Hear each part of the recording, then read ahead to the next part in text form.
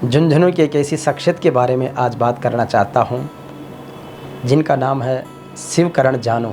यथा नाम तथा गुण को सार्थक करने वाली शख्सियत से मेरा संपर्क हुआ और वाकई में उनके जब शिक्षा के प्रति जागरूकता, सामाजिक सरोकार, गांव की मिट्टी के प्रति उनका समर्पण, व्यवसाय के प्रति उनकी समझ और देश की सेवा के लिए उनका जो लक्ष्य देखा वो अपने आप में अद्भुत प्रेरणा देने वाला है। झुंझुनू में गीतांजलि ज्वेलर्स के नाम से एक मशहूर ज्वेलरी व्यवसायी है शिवकरण जी जानू, जिन्होंने गीतांजलि ज्वेलर्स की स्थापना 1991 में की। अभी झुंझुनू ज़िले के झुंझुनू, बुढ़ागोड़ जी, सुल्ताना आदि में उनके प्रतिष्ठान है। व्यावसायिक प्रगति के साथ साथ उन्होंने सामाजिक सरोकारों को बड़े गजब से निभाया। आज उनका 55 सदस्यों का परिवार संयुक्त परिवार के रूप में रहता है, जो एक मिसाल है। जब शिवकरण जी जानू व्यावसायिक रूप से प्रगति की तो अपनी माटी के प्रति भी उनका लगाव हमेशा रहा है। हमारे CLC के श्रवण जी कहते हैं कि हमारे हौसलों की उड़ान जो है वो आसमान की तरफ हो, लेकिन हमारा जुड़ाव ज़मीन से होना चाहिए। इस बात को वाकई में जानू साहब भी सार्थक करते हैं।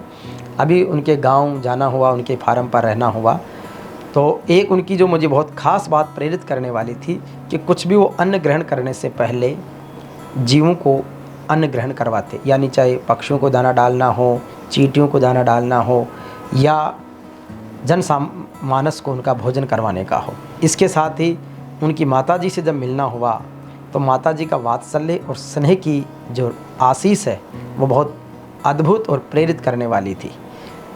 जानू साहब के परिवार में गाय और माई और न्याय, इन तीनों की सच्ची सेवा और पूजा होती है।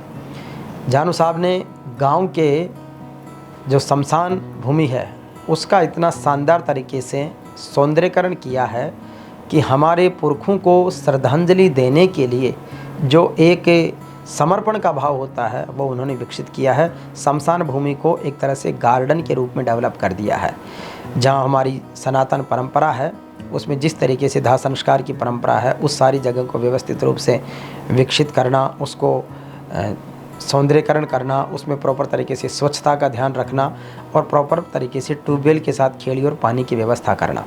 उसके साथ ही गांव में पास में खाली पड़ी ज़मीन पर उन्होंने खेल मैदान विकसित किया है, जो वॉलीबॉल का खेल मैदान है। चारों तरफ से तार फेंसिंग की है। तार फेंसिंग के साथ ही उसमें खेलने की समुचित सुविधाएं भी विकसित की है। ये संपूर्ण कार्य शिवकरण जी जानू साहब ने अपने स्वयं के प्रयासों से किया है। इसके साथ ही शिक्षा किसी भी समाज के विकास का मूल आधार होती है।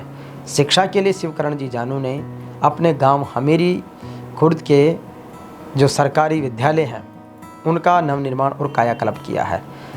हमेरी का जो सरकारी उच्च माध्यमिक विद्यालय, उसका प्रधानाचार्य कक्ष का संपूर्ण रिनोवेशन, फर्नीचर, फैसिलिटीज़ सारी डेवलप करके और शिवकरण जी जानू ने संस्था प्रधान को सुपुर्द किया है।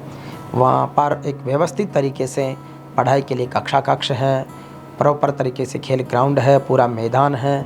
और जब भी स्कूल को शिवकरण जी जानू की आवश्यकता होती है, चाहे वो आर्थिक मदद के रूप में हो, मोटिवेशन के रूप में हो, तो जानू साहब सदैव तत्पर रहते हैं। हमने शिवकरण जी जानू साहब के साथ उनके गांव का विद्यालय का निरीक्षण किया और जब वहाँ स्टाफ से मिले, बातचीत की, तो उनका जो आत्मीयता का भाव और समर्पण का भाव है वो शिक्षा के विकास में एक मील का पत्थर साबित हो रहा है।